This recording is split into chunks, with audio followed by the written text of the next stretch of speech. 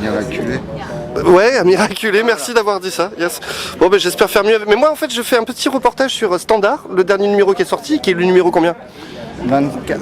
24, d'accord. Et en fait, je voulais, mais j'arrive pas à choper le capitaine parce qu'il est dans le noir. Donc toi, t'as un peu de lumière. Si tu peux nous donner 3 bonnes raisons de lire le numéro 24 de Standard, qu'est-ce qu'il y a dedans ? Alors, trois bonnes raisons. Ouais.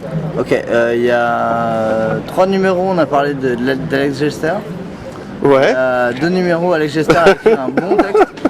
Et dans le dernier, Alex Gester a fait une putain de nouvelle. Non, mais on fait pas la promo d'Alex Gester, on fait la promo Standard. D'accord. C'était Alex Gester que je vais empêcher de faire la promo d'Alex Oh, d'accord. Ok, non mais il n'y a pas un autre truc, par exemple l'article que tu as rédigé sur un auteur américain ? Tony O'Neill. Tony O'Neill. Un article sur les sauceurs. Sur les sauceurs ? Sur les gens qui Qui mettent des bouts de pain dans les chiottes, dans les pissotières. Absolument. Ça existe vraiment ? Ben justement, c'est marrant parce que j'ai écrit cet article sans savoir si c'était vraiment vrai. T'es allé investiguer ? Non, Oh. j'ai pas mangé de la pisse. Non, Mais- d'accord. Non, mais j'ai fait semblant de m'investiguer. Et en fait, 2 semaines après Ouais. la sortie de Standard, Mhm. enfin l'impression de Standard, Ouais. il y a un mois, j'ai rencontré un mec qui était homo, Ouais. et critique littéraire chez moi. Il est très sympathique. Mais il aime saucer. Tu dis quasiment qui c'est parce qu'il doit pas y en avoir des masses. Je couperai. Peu importe. Et en fait, ce mec-là m'a expliqué que son père, en fait, il est homo de père en fils. C'est quand même assez particulier. Il est homo de père en D'accord, fils. ok. Et son père était l'amant de Jean Genet pendant 15 ans. Ils ont vécu ensemble. Ils ont saucé ensemble ? Eh ben, justement, ben, c'est ce qu'il me disait. Il me disait, ouais, c'est dans ton article, il est bien ton article. Oui. Il n'y a pas assez d'infos, et puis en même temps, tu entretiens le doute sur le fait que ça existe pas. D'accord, c'est un article un peu mystérieux où à la fin on se dit... Putain, mais moi j'ai les photos. Moi, quand j'avais 8 ans, mon père il m'a amené dans le Vespasienne et il bouffait les crotons sous mes yeux. D'accord. Non mais c'est peut-être un mythe, peut-être il raconte ça pour... Non, il était crédible. D'accord. Bon, c'était un addenda à l'article qui ne sera pas dans Standard. Absolument. D'accord, bon, on a l'info bonus par Julien Blanc. Excuse-moi, j'allais dire Julien Blanc Gras, je suis complètement... François Perrin, bordel de merde.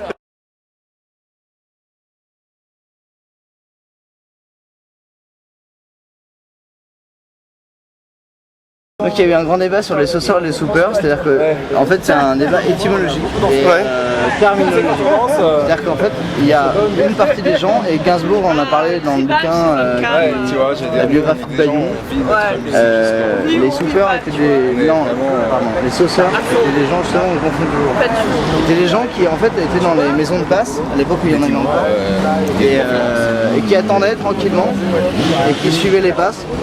Puis la maquerelle les amenait tranquillement à l'intérieur de la chambre après que L'actu était fait, voilà. Consommé. il récupérait la semence. À la bouche, et il buvait en fait dans C'est pas des talons, le vagin ou dans l'anus le sperme en fait d'autres personnes. ça se pratique encore. Ah mais évidemment ça se pratique. Et ça c'est les sauceurs, c'est les vrais sauceurs. Et les soupeurs sont évidemment ceux qui mettent, qui viennent avec en général une baguette de pain.